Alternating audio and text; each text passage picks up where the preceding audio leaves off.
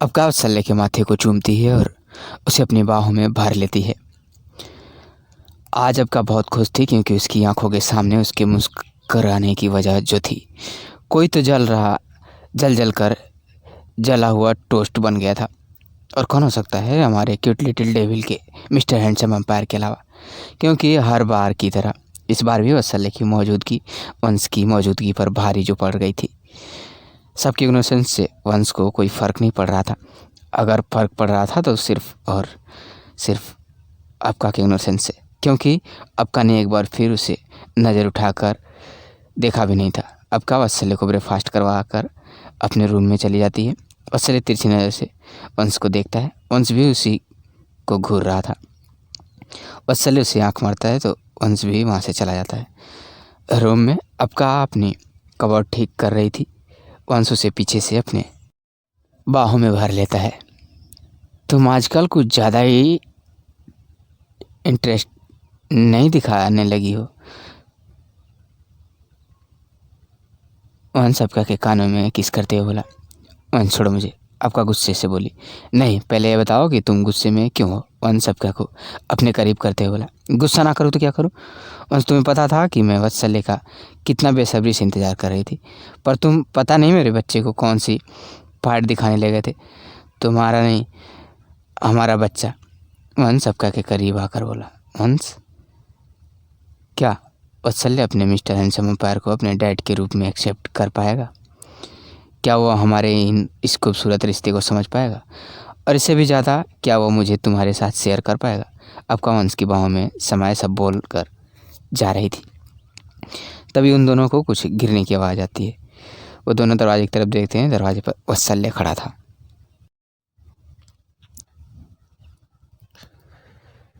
सीने में हाथ बांधे गुस्से से दोनों को घूर रहा था। अबका को रियलाइज होता है कि वो अभी भी वंश की बाहों में थी।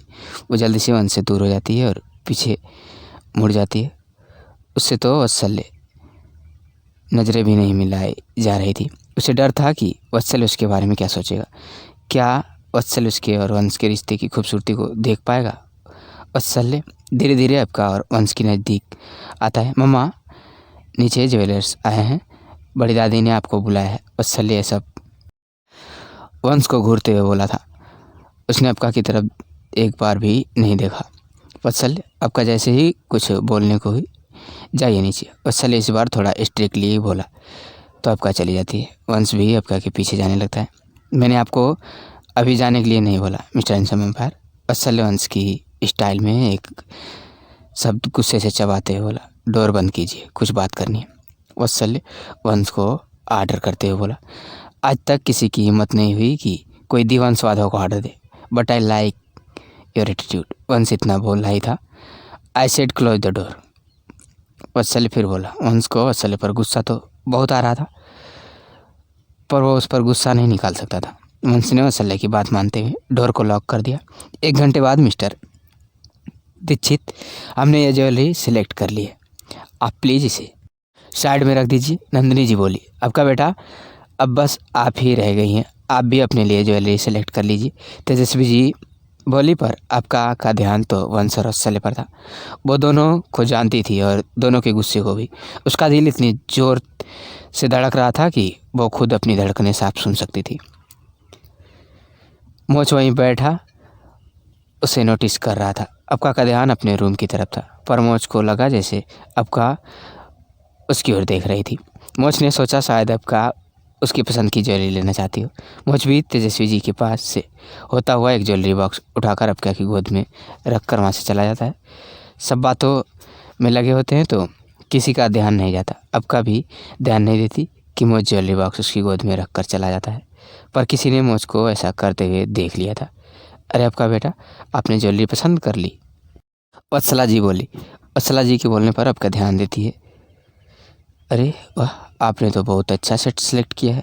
हमें लगता था कि आपको भारी ज्वेलरी पसंद नहीं है, पर आप इसमें बहुत प्यारी लगेंगी। दीक्षित जी, आप इसे भी पैक करवा दीजिए, वत्सला जी बोली। मोच कुछ दूरी पर चंद्रशेखर जी की साथ चेस खेल रहा था। ये सब देख और सुन रहा था। आपका वाधवा खानदान की होने वाली बहू है, बोल्ड विसेज, मोच वाधवा है, आपकी बहू सस्ती और हल्की ज्वेलरी कैसे पहन सकती है? दादी माँ, मोच खुद से ही मन बोला। इस बात से अनजान की चार आंखें उसे बहुत गुस्से से घूर रही थी। अभी वंश और वत्सल के अलावा और कौन हो सकता था?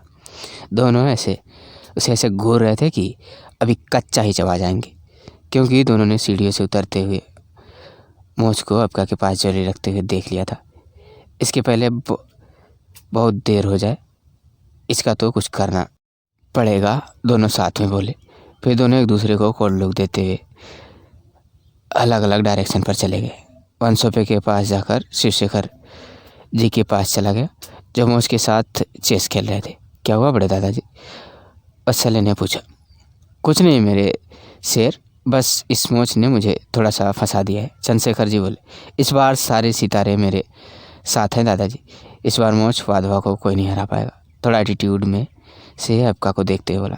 मोच वत्सल्य से एक नज़र चेस बोर्ड की तरफ देखा। वो हाथ बढ़ा ही रहा था कि वंश ने कब आकर चेक और मेट कर दिया, किसी को समझ ही नहीं आया। वत्सल्य घूर कर वंश को देखने लगा और उसने गुस्से में अपनी मुट्ठियाँ भींच ली। चंद्रशेखर जी और मोच अभी भी शॉक थे, क्योंकि वंश कभी भी किसी एक्टिविटी में पार्ट नहीं लेता था। दादाजी, इस फाइल पर आपके साइन चाहिए। वंश फाइल चंद्रशेखर जी की तरफ बढ़ाते हुए बोला। तो चंद्रशेखर जी फाइल पर साइन करके वंश को दे देते हैं। मोच तो खुद की एक बार फिर सबकी नज़रों में अपनी जगह बनाना चाहता था, पर वो एक बार फिर जीरो साबित हुआ था। आज तक तो अपने घर की किसी एक्टिविटी में पार्ट नहीं लिया। मिस्टर हैंडसम एम्पायर, मैं सब समझ रहा हूँ। आप मुझे डेविल साबित करके खुद हीरो बनना चाहते हो, ताकि मम्मा आपको मुझसे ज़्यादा प्यार करे। आप चाहे कुछ भी कर लो, चैलेंज तो मैं ही जीतूँगा, मैं आपको कभी जीतने नहीं दूंगा। वत्सल्य गुस्से से वंश को घूर कर मन ही मन बोला। जूनियर डेविल, डेविल कुछ भी क्यों ना कर ले, डेविल डेविल ही रहता है, हीरो नहीं बन जाता। तुम्हारी मम्मा की लाइफ में तुमसे पहले मैं आया था, मैं ही रहूँगा। तुम कल भी सेकेंड थे और आगे भी सेकेंड ही रहोगे, और चाहे कुछ भी हो जाए तुम्हारी मम्मा की प्रायोरिटी तो मैं ही रहूँगा। वंश भी मन ही मन बोला और उसकी नज़रें वत्सल्य पर ही थी। और चैलेंज मैं ही जीतूँगा, देखते हैं, वत्सल्य बोला। देख लेना, वंश बोला। नेक्स्ट डे, आपका ऑफिस के लिए लेट हो रहा है, चलो, वंश सबका को ऑर्डर करते हुए बोला। लेकिन उसने यह वत्सल्य को देख बोला था। इस वक्त वंश के फेस पर एक डेविल स्माइल थी और वत्सल्य उसे घूर रहा था। वंश दरवाजे तक ही पहुंचा था, अब भी वंश के पीछे चुपचाप जा रही थी। ओ तो मिस्टर हैंडसम एम्पायर, ऑफिस के लिए बहाने मम्मा को मुझसे दूर लेकर जा रहे हैं। तेजस्वी पूजा की सारी तैयारियां हो गई है, कल काशी और केतकी आ रहे हैं पूजा के लिए। गणपति पूजा के बाद शादी की रस्में शुरू हो जाएंगी, नंदिनी जी बोली। वत्सल्य वहीं बैठा उनकी बातें सुन रहा था। मम्मा आपका जो गेट तक ही पहुंची थी, वत्सल्य के पुकारने पर रुक गई। वंश जो गेट पर खड़ा वत्सल्य को घूरने लगा था। अब ये छोटा पैकेट कौन सा बड़ा धमाका करने वाला है, वंश मन ही मन बोला। आपका खुश थी, क्योंकि रूम से आने के बाद पहली बार वत्सल्य ने उसे पुकारा था। मम्मा, आपको ऐसा नहीं लगता आपको ऑफिस जाने की जगह घर पर सबकी हेल्प करनी चाहिए शादी की तैयारी में? क्यों बड़ी दादी? वत्सला जी की देख कर बोला। हाँ, बात तो सही है, वत्सला जी बोली। दादी माँ, पूरा दिल्ली शहर ढूंढ लिया, पर वैसे ही गणपति जी की मूर्ति नहीं मिली जैसी आपको चाहिए। अभिमान और ईशान आते हुए बोले। क्या मूर्ति नहीं मिली? तो पूजा कैसी होगी? नंदिनी जी परेशान होते हुए बोली। ओके, ओफो, आप बड़े लोग भी कितनी जल्दी परेशान हो जाते हैं। मम्मा मूर्ति बना देंगी, वत्सल्य बोला। तो सब आपका को देखने लगते हैं। वत्सल्य, आप क्या? मम्मा, आप ही ने तो बोला था कि कॉलेज टाइम में आप हैंडीक्राफ्ट करती थी, भगवान जी की मूर्तियाँ बनाती थी। आपका पूरी बात कह भी नहीं पाई थी कि वत्सल्य बीच में ही बोल पड़ा। क्या सच? आपका तू बता बना देगी मूर्ति? नंदिनी जी बोली। और वैसे भी शादी तक तो प्रतिष्ठा आंटी और प्रथा आंटी भी ऑफिस नहीं जा रहे, वत्सल्य आगे बोला। उसी वक्त प्रथा, प्रतिष्ठा, आव्या, ईशानी भी वहाँ आ जाती हैं। और क्रिया ने मुझे बताया था कि ओबेरॉय दादाजी को मम्मा के हाथ का खाना बहुत पसंद आया था। तो मम्मा, आप ईशानी दीदी को भी थोड़ी कुकिंग सिखा दो। एक हफ्ते में आपने ब्रेकफास्ट में उनके हाथ का पोहा खाया था, कितना बेकार था, फिर भी सब तारीफ़ कर रहे थे। ऐसा अगर अपने ससुराल में बनाया तो उनकी सास उन्हें घर से निकाल देंगी। आपको यकीन नहीं होता तो तेजस्वी दादी से पूछ लो। कल वो जो टीवी सीरियल देख रही थी उसमें ऐसा ही दिखाया गया था। बस बहुत बकवास हो गई। आपका ऑफिस चलो, वंश गुस्से में बोला। असल ने पॉइंट कुछ भी रखे हो पर बात तो सही है। इस वक्त ऑफिस से ज़्यादा घर में आपका को होना चाहिए। चंद्रशेखर जी जो बहुत देर शांत बैठे थे बोले। पर दादाजी, वंश कुछ बोलना चाहता था। वंश, जब तक शादी खत्म नहीं हो जाती तुम्हारा सारा काम त्रिश संभालेगा, शिवशेखर जी बोले। असल अपने सीने में हाथ बांधे। वंश को ही देख रहा था। उसके फेस पर एक डेविल स्माइल थी और वंश का भी कुछ ऐसा ही हाल था। बस फ़र्क इतना था कि वंश के फेस पर स्माइल की जगह गुस्सा था। अब का बेटा, तुम बता दो तुम्हें मूर्ति के लिए कैसी मिट्टी चाहिए। जब तक वो मिट्टी मार्केट से आती है तुम वंश के साथ ऑफिस चली जाओ और त्रिश को सारा काम समझा दो। मोह सबका के घर में रहने की वजह से खुश था कि वो अब ज़्यादा से ज़्यादा टाइम अबका के साथ बिता पाएगा। अब अगर प्रतिष्ठा प्रथा और आपका ऑफिस नहीं जा रहे हैं तो हम चाहते हैं कि मोच ऑफिस फिर से ज्वाइन करें। चंद्रशेखर जी बोले। सब अपने अपने काम में लग जाते हैं कॉटेज में। दिशांक बेटा, हमें और कितने दिन यहाँ ऐसे रहना पड़ेगा? जानकी जी ने अपने बेटे से पूछा। मैं क्या करूँ माँ, मुझे कुछ समझ नहीं आ रहा। कौन है ये लोग, किस लिए लाए हैं? कोई कुछ बताता तो भी नहीं है। दिशांक बोला। पता नहीं मेरी फूल सी बच्ची और कितनी सज़ा भुगतेगी, जबकि उसकी तो कोई गलती नहीं थी। वो तेरे और मेरे कर्मों की सज़ा भुगत रही है। आज से 6.5 साल पहले वो हादसा ना हुआ होता तो मेरी बच्ची आज सही सलामत होती, मेरे पास होती और हम यहाँ इस तरह किसी और की कैद में सड़ ना रहे होते। किसी और की बच्ची के साथ गलत किया था ना। जिस बच्ची ने माँ का दर्जा दिया मुझे, जिसे ज़िंदगी से पहले ही कम दुख नहीं दिए थे, मैंने उसकी झोली आंसुओं से भर दी। तो ये सब तो होना ही था हमारे साथ। हमने अपना सब कुछ खो दिया 4.5 साल पहले, जब से वो बच्ची हमारी ज़िंदगी से गई। हम दर दर भटक रहे हैं। जानकी जी रोते हुए बोली जा रही थी। मैं क्या करूँ माँ, मुझे कुछ समझ नहीं आ रहा है। कौन है ये लोग, किस लिए लाए हैं? कोई कुछ बताता तो भी नहीं है और तू ये सब मुझे क्यों बोल रही है जैसे सब कुछ मैंने किया है। दिशा के साथ जो कुछ भी हुआ उसमें उसकी गलती थी। दिशांक चिल्लाते हुए बोला। मैंने बोला था जाकर बाहर मुंह काला करने को उसको। वो लड़का तो उसे छोड़कर भाग गया और छोड़ गया उसे पाप के बोझ के साथ। और किसने बोला था उससे उस नाजायज़ बच्चे को अपने पेट में रखने को? और तूने भी अपनी लाडली बेटी की करतूतें उससे छुपाई। दिशांक चिल्लाते हुए बोला। तुझे क्या बताती मैं?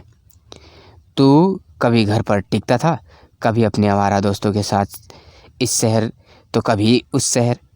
क्या बताती मैं तुझे? तू तो चुप ही रहे। माँ, तेरे शौक भी कुछ कम नहीं थे। आए दिन तुझे किटी पार्टी में जाना था, अपने शौक पूरे करने थे, फिर चाहे तुझे कितना ही खर्चा क्यों ना लेना पड़े। और वो आपका घर छोड़कर भाग कर आई थी ना अपना, हमने उसे सहारा दिया। पता नहीं किसका पाप पाल रही थी अपने पेट में, सुना था मैंने। डिलीवरी के 2 दिन पहले जब मैं घर आया था, उसे दिशा से बोलते हुए कि वो अपने बच्चे को जन्म नहीं देना चाहती थी, उसे मार देना चाहती थी। पर डिलीवरी के बाद तो तेरे अंदर की ममता जाग गई थी और मैं तो बस उसके साथ एक रात सोना चाहता था। कौन सा उससे शादी करके घर बसाना था मुझे? मेरे घर पर मेरे टुकड़ों पर पल रही थी। कुछ दिन खेल लेता उसके साथ, पर तू हमेशा बीच में आ जाती और कभी मुझे उसके पास भी भटकने नहीं देती थी और वो भाग गई हमारे घर से। तो दोस्तों, ये थी हमारी आज की कहानी। उम्मीद करते हैं आपको पसंद आई होगी। आपका क्या कहना है इस कहानी के बारे में? कमेंट करके हमें ज़रूर बताएं। वीडियो को लाइक करके चैनल को सब्सक्राइब कर दीजिए ताकि आने वाली वीडियो आपको तुरंत मिले। मुझे दीजिए अगली वीडियो तक इजाज़त। तब तक के लिए धन्यवाद।